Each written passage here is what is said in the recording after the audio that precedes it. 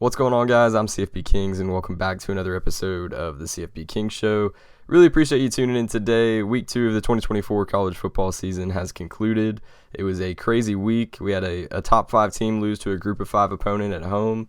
We had the defending champs get run out of their own stadium. We had several ridiculous individual performances, and I had a couple predictions go perfect, which I'll touch on at the end of the episode. But we're going to be breaking it all down today. Let's get right into it. Northern Illinois went to South Bend and defeated number 5 Notre Dame 16-14 on a late field goal. This was one of the most shocking upsets that I've seen in college football in quite some time. Just from a point spread perspective, Notre Dame was a 28.5 point favorite. They had just gone to College Station and beaten a ranked Texas A&M team last week. They had the highest chance of any team to go unbeaten. They had the 5th highest chance of any team to make the college football playoff. It felt like they had all the momentum in the world, and now they've got some serious cracks in their foundation. Northern Illinois was very impressive on defense, and at the same time, Notre Dame was extremely unimpressive on offense. The Huskies outgained the Irish 388-286. They outgained them by 102 yards in their own building. Riley Leonard was 20 of 32 for 163 yards and 2 interceptions. He did have a rushing touchdown, but just not a great performance there. His second interception was a horrific pass. It was like 10 yards underthrown, and that's really what set things up deep in the fourth quarter for NIU to get it done. Not a good day in the slightest for Leonard, but Ontario Brown was a beast for NIU. He had 2 receptions for 126 yards and a touchdown, 1 catch for 83 yards and 1 catch for 43 yards. Then he also had 20 carries for 99 yards as well.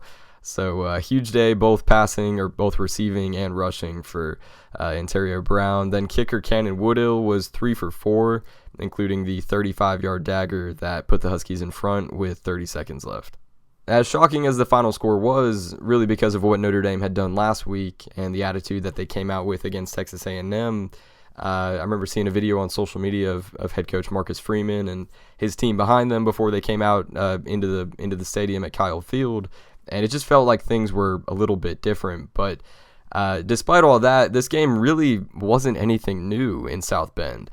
And it's an odd thing to say, but this has almost become a little bit of a pattern over the last 6 or 7 years. They played a similar game against Ball State in 2018. They scraped by that one 24-16, an 8-point game, a 1-possession game. Now, that was a year that they did go to the college football playoff, but still a very underwhelming home performance against a group of 5 team. That same year in 2018, they narrowly beat Vanderbilt by 5 at home. Vanderbilt was not super good that year. In 2021, they escaped Toledo by 3 at home, 32-29. In 2022, they lost to Marshall, 26-21 at home. And also in 2022, they lost to Stanford at home. And the Cardinal went 3-9 that year. So then now in 2024, they've lost to Northern Illinois at home as a 28-point favorite. So in the past 7 seasons, they have 1-possession games with Toledo and Ball State at home, and then outright losses to Marshall and Northern Illinois at home. That's almost every other year. For 7 years, they've been taken deep into the fourth quarter by a group of 5 opponent, if not beaten outright. Now, they're not the only ones. Alabama's done it the last 2 years with USF. Oregon's done it a few times lately. Michigan was in a close one with Fresno State last week. Bowling Green almost took out Penn State. And the thing is with all those teams, though, is that they're finding ways to win those games. Even if they're ugly, even if they're close, even if it's unexpected, they're still finding ways to come out on top. And now this is 2 of the last 3 years where Notre Dame has lost to these group of 5 teams. Notre Dame is 4-2 in their last 6 games against group of 5 opponents. And this isn't to knock a group of 5 teams. This isn't to degrade them, especially in today's college football where half of these guys on group of 5 teams were at one point on Power 4 rosters or recruited by them or committed to them and just eventually ended up transferring to group of 5 teams. But for Notre Dame, who year in and year out has college football playoff expectations and the history that they do, to have these teams come into your own stadium and almost have it become really a norm of them taking you deep into the fourth quarter, if not beating you, is a major problem. For NIU, this game has already done wonders for their program, just in terms of getting them national attention, national recognition. It was the first time in Northern Illinois history that they defeated an AP Top 10 team, and Notre Dame was number 5, so they earned their first ever wins over an AP Top 10 team and an AP Top 5 team on Saturday. Their coach, Thomas Hammock, was very emotional in the post-game interview. He said that they went into the game knowing that they could win it. They didn't need any luck, and they believed in each other and got it done. Hammock is a former NIU player himself, so a really cool moment for him and a really cool day for that team. Now, we may only be scratching the surface of what this win can do for Northern Illinois. It got them ranked in the AP Top 25 for the first time since 2013, so for the first time in the college football playoff era. And in doing so, it has them as the highest ranked team from the group of 5, the only ranked team from the group of 5 right now. And with that new 12-team college football playoff format, the highest ranked conference champion from the group of 5 is guaranteed a spot in the college football playoff. So should NIU go on to win the MAC this year, which if you can win in South Bend, I think they have a good shot to win their conference. I mean, this game is a massive resume builder to give them that edge over other group of 5 champs. So there's a decent chance that this might not be the last major game that NIU plays in against a highly ranked team this year.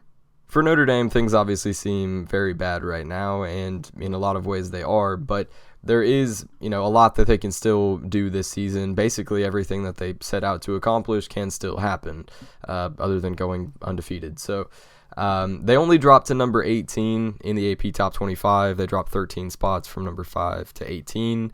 And the AP isn't the College Football Playoff Committee, so it's still yet to be determined how the committee will view that loss in like a month or a couple weeks, whenever those first CFP Top 25 rankings come out. But in a 12-team college football playoff, number 18 in Week 3 really isn't that far off. So should the Irish run the table, go 11-1, I think there is still a possibility that they could backdoor their way into the playoff with some help from some other teams losing and not having any crazy like 10-2 teams just all over the place from other conferences. So the strength of schedule is not super great. They do still play USC, but Florida State was actually one of their bigger opponents this year, and not so much anymore. But if they could pick up a ranked win over USC, if the Trojans stay how they have looked the past couple weeks over the rest of the season, they can earn a resume builder there. They kind of need Texas A&M to bounce back a little bit and make that win even more impressive. I mean, Notre Dame beat number 20 Texas A&M, but then they immediately fell out of the top 25. So Texas A&M is currently unranked, but going forward, it'll be interesting to see if A&M can bounce back and potentially make that win for Notre Dame look a little bit better. The Irish also play number 19 Louisville in a couple weeks. The Cardinals have looked very impressive, so should they be able to beat USC and Louisville, and if Texas A&M bounces back a little bit, maybe Florida State starts to look better throughout the season, maybe they'll have a few resume builders there and an opportunity to maybe still have a shot at the CFP. Texas went into the Big House on Saturday and dominated Michigan in basically every facet of the game. The Longhorns won 31-12, and it really wasn't even that close. I thought this game had the chance to be somewhat competitive if Michigan's crowd and their defense could cause some trouble for Quinn Ewers and the Texas offense, but it turned out to really be the exact same thing that we saw last week from both teams. Texas smoked Colorado State 52-0 in Week 1, and then picked up right where they left off and looked very, very impressive. And Michigan looked extremely sluggish last week against Fresno State, and they, to put it plainly, just kind of had a bad night against Fresno State and looked the same against Texas on Saturday. So the Longhorns looked like the faster team, they looked like the more physical team, they looked like the better coach team, and looked far and away like the better team. Coming into the season for Michigan, it felt like there were two paths and not a whole lot in between. The first one being that they would just reload, that they would keep that national championship momentum, and the players that they'd recruited and landed in the transfer portal would be able to slide into those voids left from last year and all the players that they lost to the NFL, and that they might not look quite as good, obviously, but they would still be very competitive and still be in that Big Ten conversation and potentially a college football playoff contender again. The other path, which it looks like they've begun to take a couple steps down now, is that the gaps left by Jim Harbaugh at head coach, the gaps left by J.J. McCarthy and Blake Corum and Mike Sainristil and Roman Wilson and Junior Colson and all those guys that they lost to the NFL draft would be too big to fill, and that the replacements wouldn't be able to match what they had last year. And the first-year head coach would, of course, have things running a little differently, and it would probably take a rebuilding year or two for them to get back into the national conversation. So far through 2 weeks, it definitely looks like they're on that second path, and it might get a little uncomfortable up in Ann Arbor this year after what they were able to experience last season. Now, Texas may very well end up winning the national title this year. The conversation around Michigan isn't because they lost to Texas, but it's in the manner in which they did. Then what we saw on Saturday is now being added to what we watched happen last week against Fresno State, and it's becoming clear that this team is a fraction of what they had last season. The quarterback play is poor. Donovan Edwards has 19 carries for 68 yards this season through 2 games. 68 yards through 2 games. The defense gave up 24 in the first half to Texas, and things just don't look really at all like they had last season. It is still early. They haven't even played a Big Ten game yet, so who knows? Maybe they'll be able to gel. They'll look better throughout the year. In their defense, Oregon hasn't impressed. Penn State almost lost to Bowling Green, so who knows? But as of now, it's tough to see Michigan being able to really turn things around and get involved in that Big Ten title picture or college football playoff conversation. Tennessee just absolutely smoked NC State 51-10 on Saturday in Charlotte. It was a somewhat competitive first half until Wolfpack quarterback Grayson McCall threw really one of the worst passes I saw all of Saturday, and Tennessee intercepted it and took it 85 yards the other way for a touchdown. And then after that point, it was pretty much all balls. So this was a very similar story to the Texas-Michigan game, where both teams kind of picked up right where they left off in week 1. Tennessee destroyed Chattanooga 69-3, and NC State got off to a pretty slow start against Western Carolina. So we thought, okay, maybe the Wolfpack gets some things straightened out. Maybe Iamaleava at Tennessee doesn't look quite as good against a Power 4 team, but things, generally speaking, look the same for both teams following their Week 1 performances. NC State did pick off Nico twice, one for a pick 6, and Vols running back Dylan Sampson really had the more impressive performance there, carrying the ball 20 times for 132 yards and 2 touchdowns. Then he also had 37 yards receiving too, so 169 total yards for Sampson. But competitive first half, and then things just got out of hand for the Wolfpack after that early pick 6.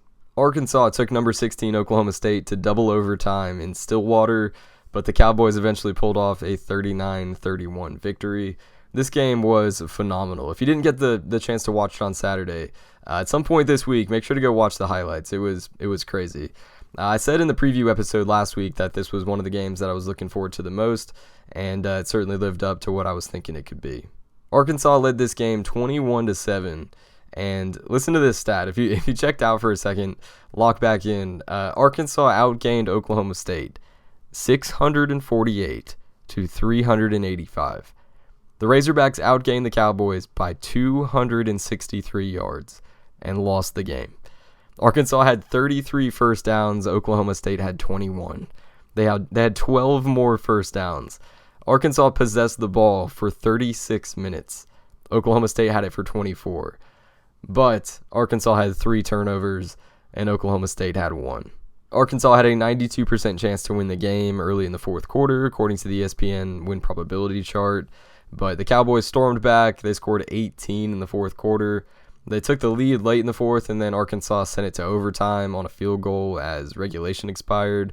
But, crazy game. Oklahoma State remains unbeaten. But the biggest takeaway here, I think, is that Arkansas looks legit. Quarterback Taylon Green had 416 yards passing, a touchdown and an interception, and then 61 yards rushing, too. So 477 total yards.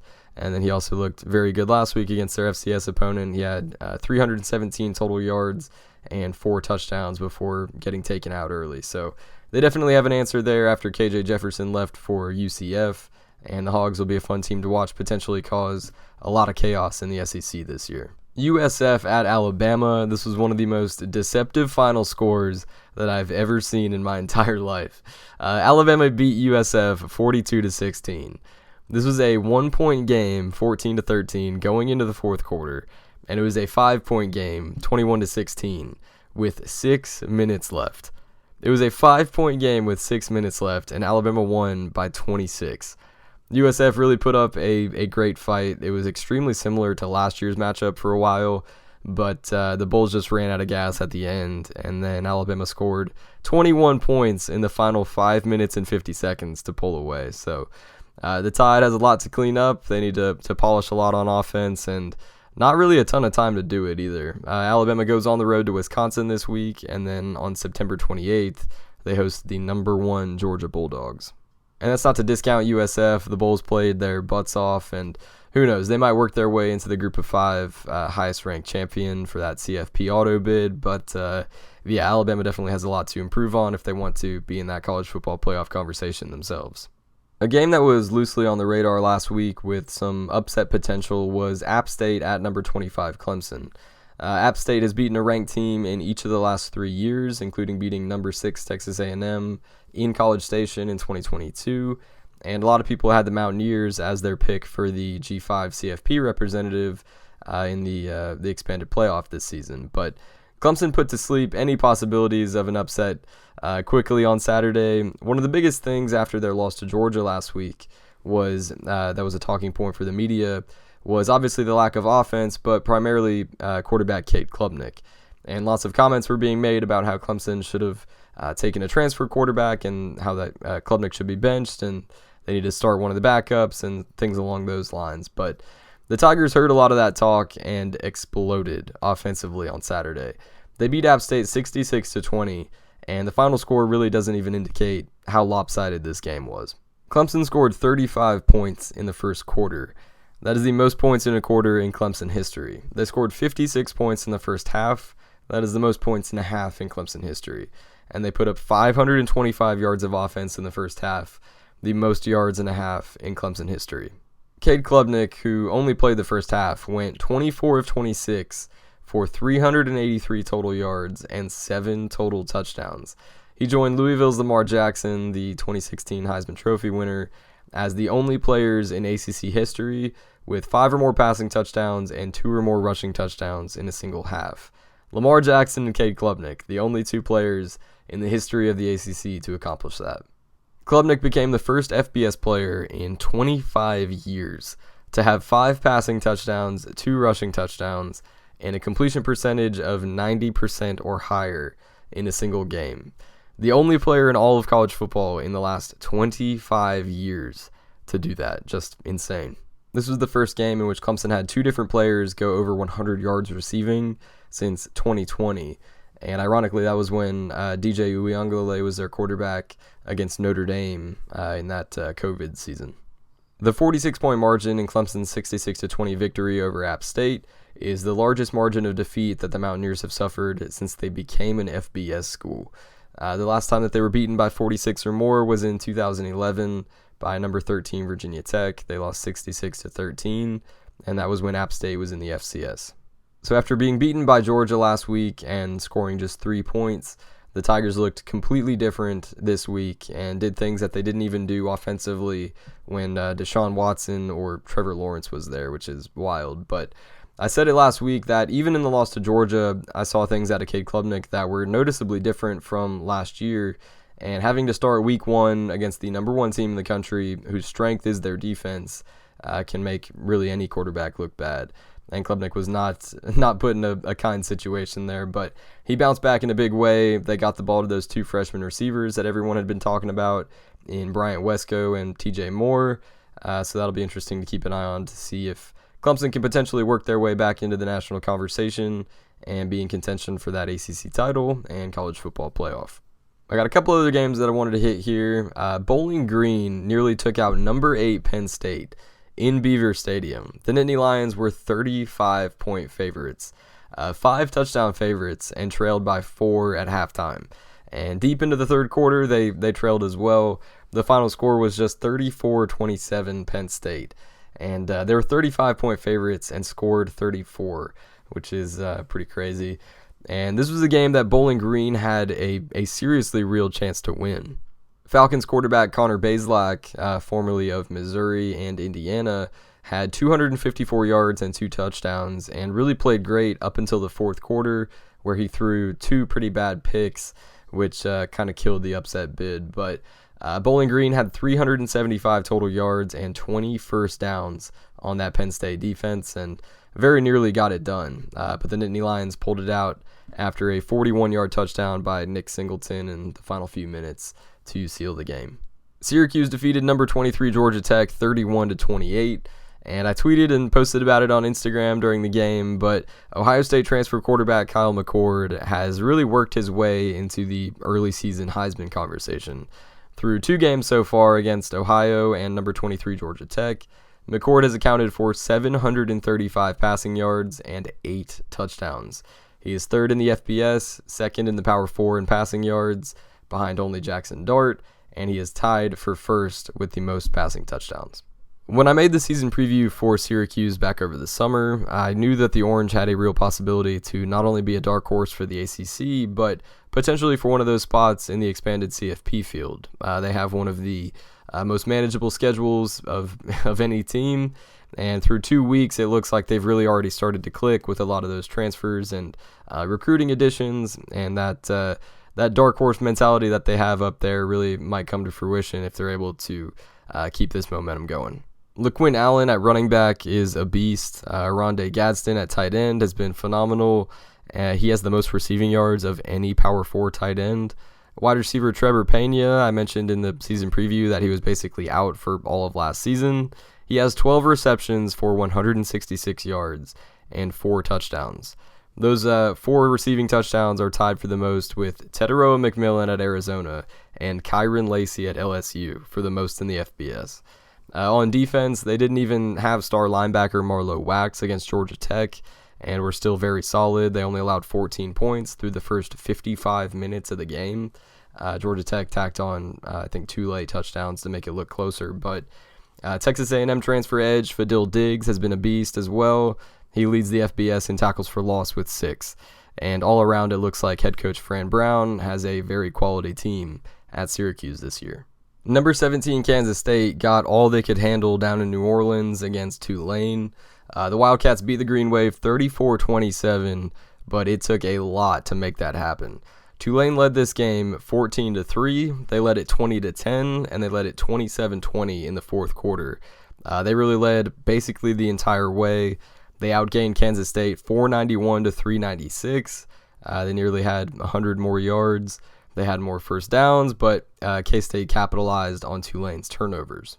The Green Wave had a 78% chance to win according to the ESPN win probability chart in the fourth quarter, but the Wildcats had a 60-yard scoop and score that really flipped things late.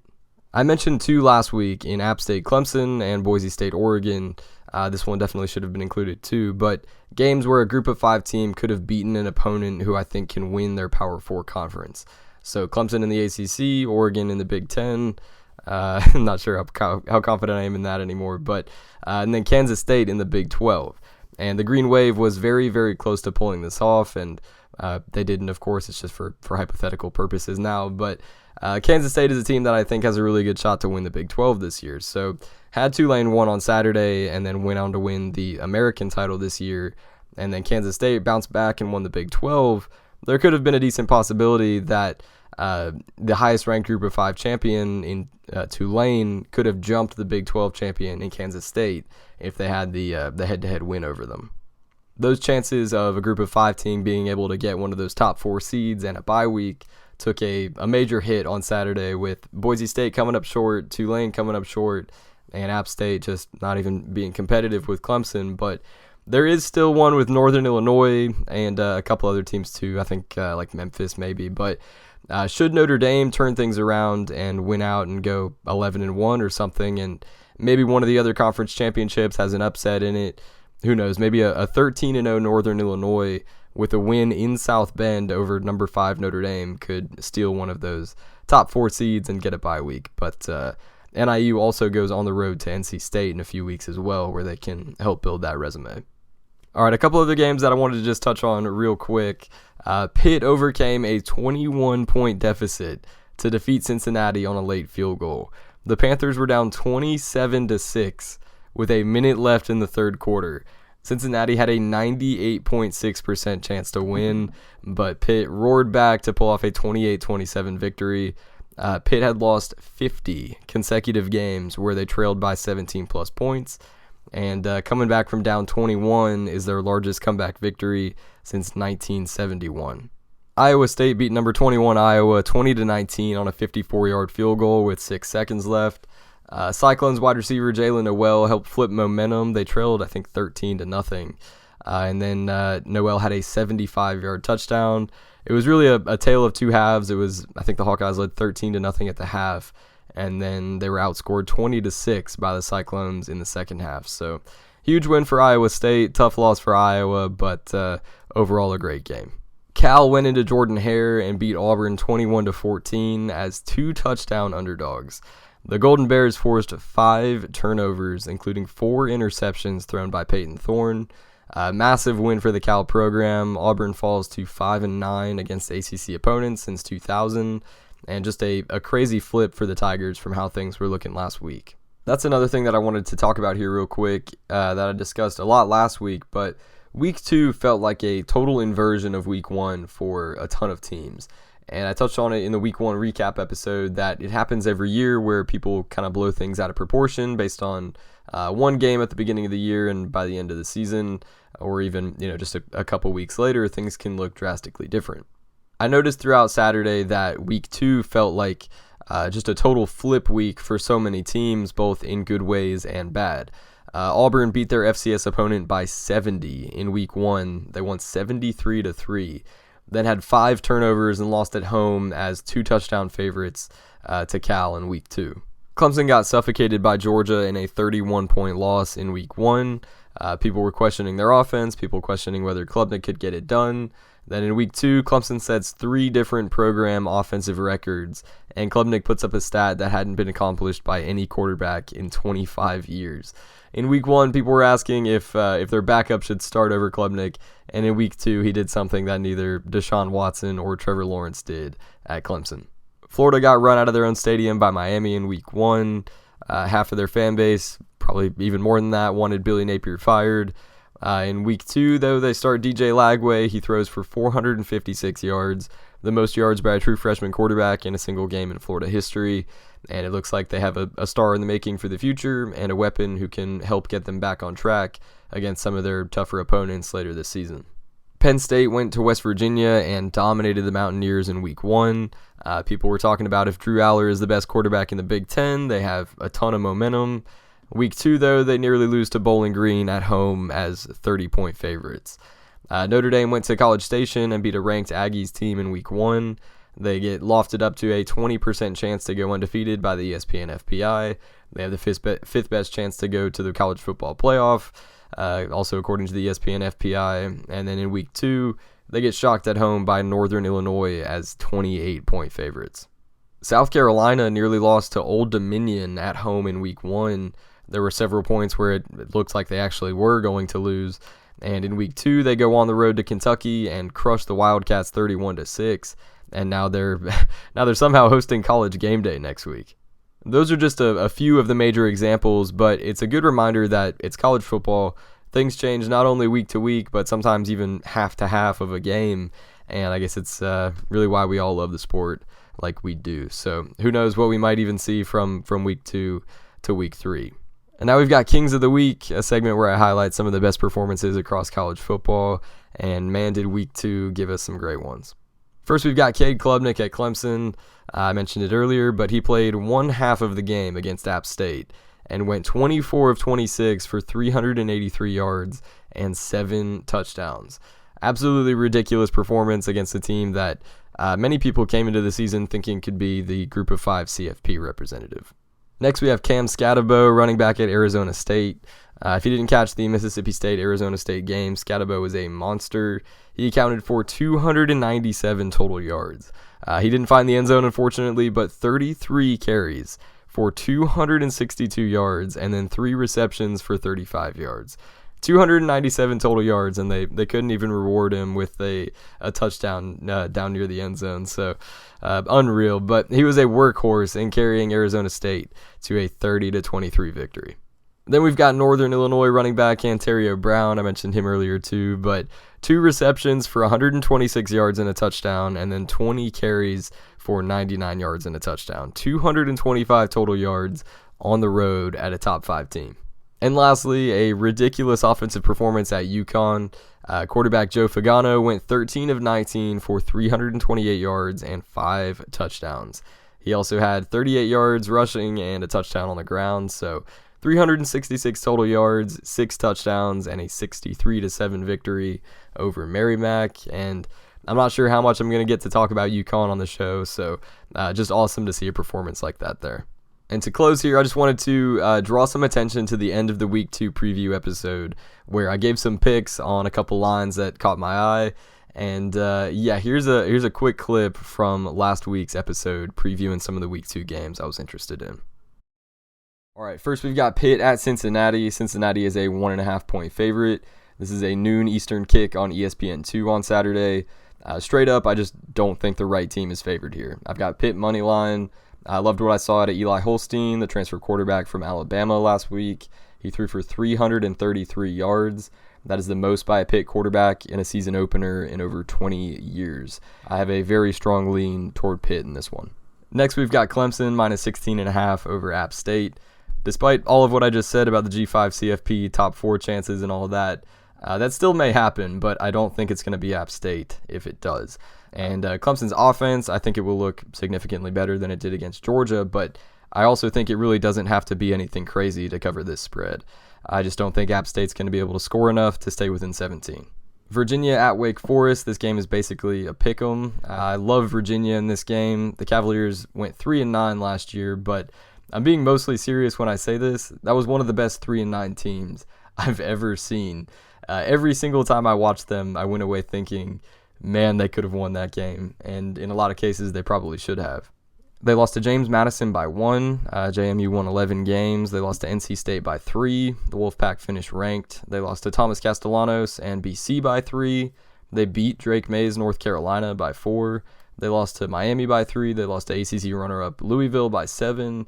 And what I think last year did in giving them close game after close game after close game was all that experience. I think this year they're going to start winning some of those.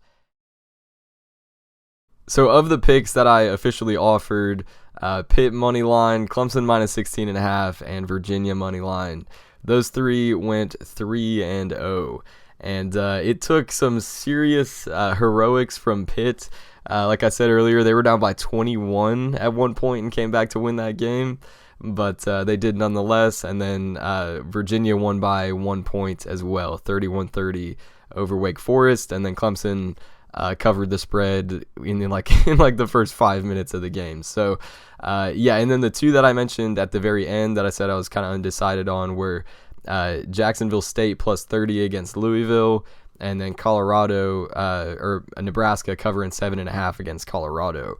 And Nebraska won by 18, and then unfortunately Jacksonville State, I think, lost by 35 or something like that. They were close against Louisville, but of the picks that I mentioned, of the lines that I mentioned, they went 4-1, and of the three that I gave out as solid picks, those went 3-0. So not sure if that's ever going to happen again in the history of this show. So we'll see. Week 3 presents a new challenge, and I'm looking forward to it. That's going to wrap up this episode. Really appreciate you tuning in. It is so nice to have college football back, and being able to post about it on Twitter and Instagram at CFBKings is so much fun throughout the week, and especially on Saturdays. But love being able to do the show, love being able to go really in depth on all these games and stuff, and I really appreciate your support. So make sure to subscribe if you're watching on YouTube, follow if you're listening on Spotify, and make sure to go follow CFB Kings on Twitter and Instagram. Thank you so much for watching. Have a fantastic rest of your day, and take care.